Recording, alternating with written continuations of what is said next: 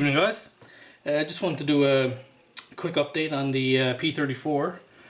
I'm up to the point now of putting the body assembly on the chassis. I do have it laid on the chassis, but I don't have it glued down yet. You can see here, fit not too bad. One thing I will say for anybody who's building this, I know Ken over at Showa Garage, he's just bought a couple of these kits, so I guess he'll be building it at some point in the future. But I find on this kit it's very important to test fit and make sure everything is fitting properly and where it should prior to actually installing it. A couple of examples on mine here. Yeah, these ducts here, I could not fit those in where they were supposed to go, so I had to end up trimming mine off. I'm not sure, I must have misplaced them somehow, but couldn't get them to fit in. I don't know if you can see it in the camera here, but these wheels, or this wheel here, I think, yeah, so they're both look like they're a little bit off. There's a piece when you're building the front suspension, there's a piece in here, a bracket, that basically connects the two wheels together. I didn't realize it until after I had it glued in place with super glue, actually, that the wheels were basically pushed out, and I wasn't able to get it back apart. I'm going to test fit the wheels or the wheels and tires and just see how noticeable it is.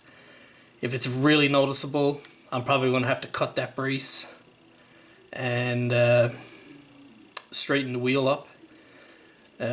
Just let me show you here on the instructions. The other thing I don't have done either, before I take it away, see here I don't have the hoses hooked up to the radiators yet. Not sure what kind of a chore that's going to be or not.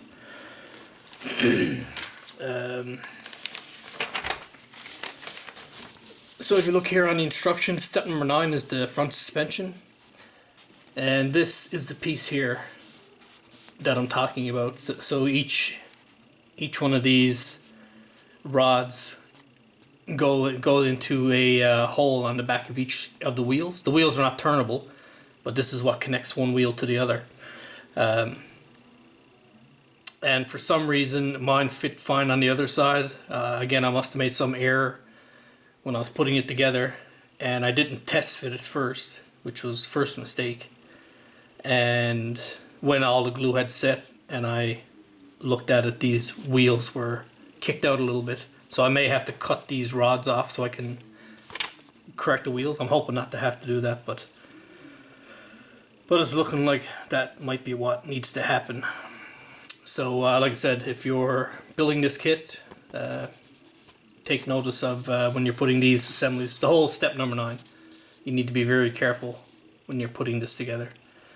It's a little bit of a, I found it to be a little bit of a pain putting it together. It was, I found it to be a bit finicky, and that's been the story of this kit, basically right from the get-go. As I mentioned before, you're probably sick of hearing me say now, but I am finding this kit to be quite a challenge, which is good. But like I said, I thought it was going to be a quick build, but it turned out not to be. So here's where I am now, part way through step 11. I have this assembly done here, and I'm just getting ready to secure the body down to the chassis. Then there's another little bit of front end work here to do, and then we'll be getting into the cockpit and finalizing the engine.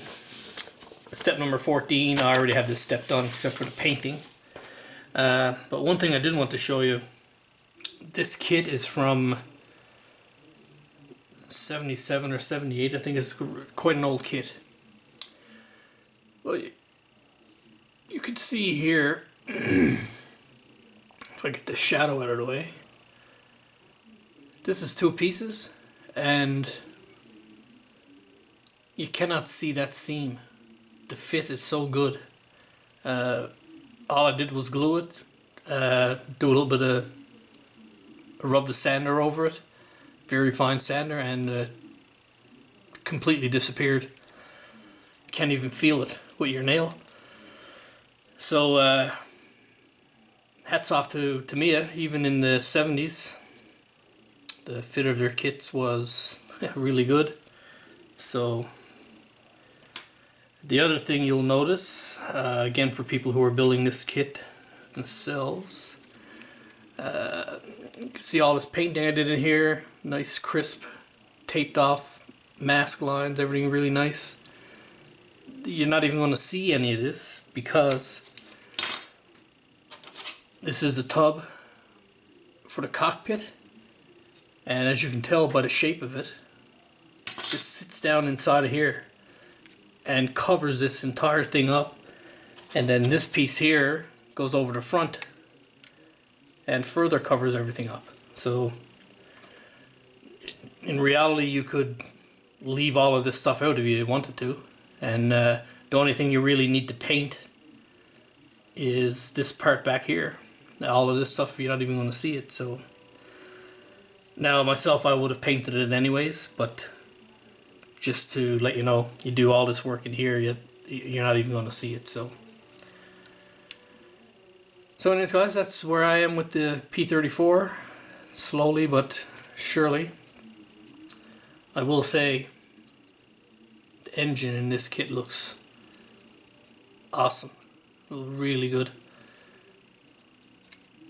The detail for, like, again, from the 1970s, the detail is... So just hoping that the final assembly of everything goes good, smooth. So as I said in my video last night, I hope to have a garage update in a few days or maybe over the weekend. I'm just, like I said, working on the back wall. Trying to get the back wall finished before I do my next update, just so that I actually have some progress to show. I haven't been doing any work on the actual tools or equipment for the garage, but as soon as I get this back wall done, that'll probably be the next part of that dial that I'll tackle. Other than that, that's pretty much it. So as always, thanks for watching, and hope you stay tuned for any updates.